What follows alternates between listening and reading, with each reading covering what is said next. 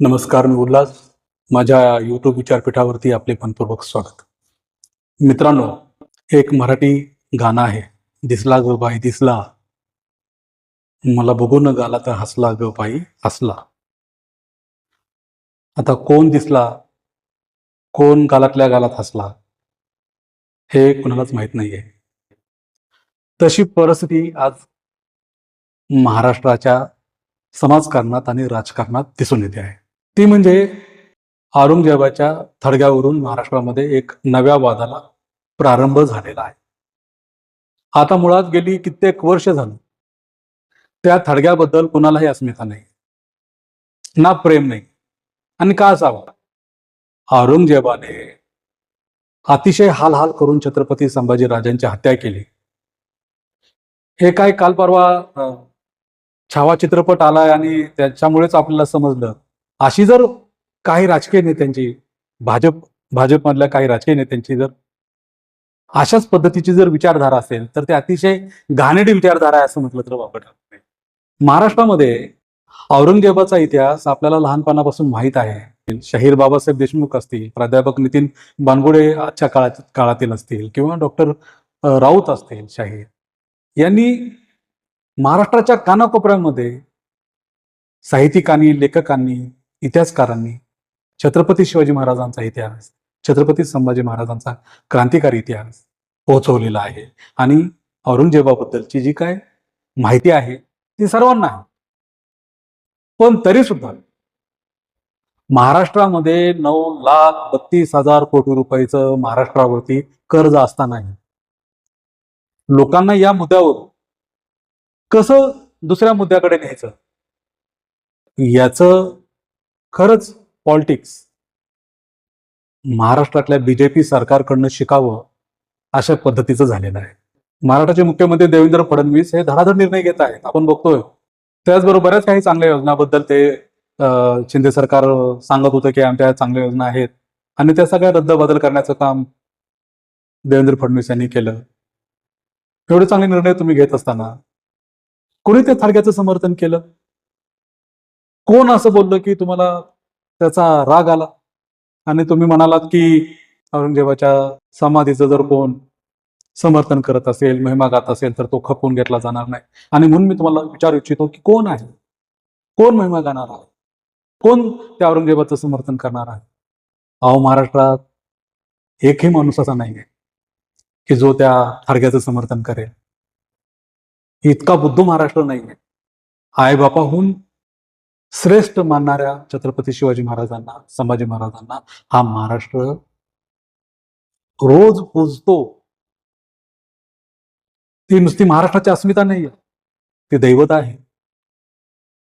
आणि अशा दैवतांना छळणारा औरंगजेब आणि त्याची समाधी या संदर्भात कुणालाही काहीही अभिमान वाटावा किंवा त्यांचं समर्थन करावं असा घाणेरडा विचार मनात येणारा किंवा डोक्यात येणारा असा एकही राज्यात कोणी नसताना तुम्ही मात्र तो मुद्दा उकरून काढला आणि महाराष्ट्राचं राजकीय आणि सामाजिक वाटचाल वेगळ्या दिशेकडे चाललेली आहे असं एकंदरीत महाराष्ट्र चर्चा आहे.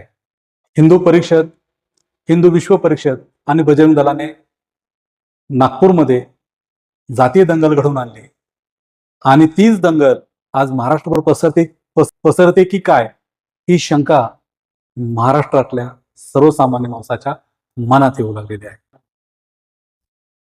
फडणवीस साहेब 2029च्या राजकारणासाठी जर असे मुद्दे येत असाल तर आपल्या महाराष्ट्रामध्ये पण गोधरा हत्याकांड व्हायला वेळ लागणार नाही, आपल्या महाराष्ट्राचंही मणिपूर व्हायला वेळ लागणार नाहीये, किंवा बाबरी मशीद पाडल्यानंतर जे वातावरण झालं होतं, ज्या जातीय दंगली झाल्या होत्या, तशा पद्धतीच्या अवस्था महाराष्ट्रामध्ये पण निर्माण झाल्याशिवाय राहणार नाहीये. मला असं वाटतं की माणसामध्ये द्वेष निर्माण करण्याचं राजकारण करण्यापेक्षा या महाराष्ट्रातल्या माणसाने तुम्ही विधानसभेच्या वेळी ज्या काय घोषणा केल्या त्या सर्व घोषणेला स्वीकारून तुम्हाला बहुमतानं या महाराष्ट्रामध्ये विजयी केलेला आहे. अशा या महाराष्ट्रासाठी ज्या ज्या काही तुम्ही योजना घोषित केलेल्या होत्या त्या जनकल्याणाच्या योजना महाराष्ट्रात राबवा. नुकताच अर्थसंकल्प पण झालेला आहे. जनतेच्या हितासाठी तुम्हाला 89,000 करोड रुपयाचा वाटा मिळालेला आहे. अजितदादांना सुद्धा 56,000 करोड रुपयाचा वाटा मिळालेला आहे. एकनाथ शिंदेना पण 41,000 करोड रुपये जनतेच्या हितासाठी मिळालेले आहे. त्या पैशाचा उपयोग समाजाच्या कल्याणासाठी या महाराष्ट्रातल्या ज्या समस्या आहेत त्याच्यावरती करण्याच्या ऐवजी नाही तेच मुद्दे पुढे करून महाराष्ट्र पेटवत ठेवण्याची कामं करू नका. कारण महाराष्ट्र खूप गरीब आहे, अतिशय दारिद्र्याच्या अवस्थेत जगतोय असं म्हटलं तर वावगं ठरणार नाही. महाराष्ट्रात शेती करणाऱ्याचं प्रमाण जास्त आहे. देशामध्ये सगळ्यात जास्त शेतकऱ्यांनी महाराष्ट्रात आत्महत्या केलेली आहे. महाराष्ट्रातील बेरोजगारी वाढलेली आहे, भयानक भीषण समस्या आहे. 25 ते 35 वयोगटातील बेरोजगारीचं प्रमाण 30% आहे. हाताला काम नाही, पोटाला अन्न नाही. अशा परिस्थितीमध्ये या देशातला, या महाराष्ट्रातला पददलित वर्ग, बहुजन वर्ग जगत आहे. खूप मोठी स्वप्न ठेवून या देशातला महाराष्ट्रातला सामान्य वर्ग मुलांना शिकवतो आहे. मुलं शिकून इंजिनियर होत आहे, डॉक्टर होत आहे, प्राध्यापक होत आहेत, पण त्यांना जॉब नाही. शिक्षण क्षेत्रावरती तुमचा खर्च अर्थसंकल्पामध्ये खूपच अल्प आहे. या देशातल्या अंगणवाडीचा प्रश्न असेल, आशा ताईंचा प्रश्न असेल की तुम्ही त्यांना 15,000 रुपये देणार होता मानधन, अजून ते त्यांना आज तागायत मिळालेलं नाही. त्यांना कोणत्याही पद्धतीचं सुरक्षा कवच नाहीये. शेतकऱ्यांचं कर्ज माफ करण्याची घोषणा केली होती, 1 रुपया आजपर्यंत त्यांच्या दारात पोहोचलेला नाहीये. अशा असंख्य अशा गोष्टी आहेत की ज्या तुम्हाला पूर्ण करायच्या आहेत, की जी तुम्ही आश्वासनं जनतेला दिलेली होती ती राहिली बाजूला. आणि फडतूस कारण पुढं करून महाराष्ट्रात चाललेली शांतता, महाराष्ट्रात असलेलं सौख्य, आनंद हिसकावून घेण्याचं काम तुम्ही करू नका, अशी चर्चा या राज्यातील जनतेमध्ये होत आहे. मला इतकंच म्हणायचं आहे की आत्ताच का हा मुद्दा काढलेला आहे, आत्ताच का हा मुद्दा निर्माण झालेला आहे, आणि नागपूरमधूनच त्याची सुरुवात का झालेली आहे की जिथे नितीन गडकरी आहे, चंद्रशेखर बावनकुळे राहतात, तुम्ही त्या ठिकाणी फडणवीस साहेब आहात. RSSचं तिथं मोठं स्थान आहे.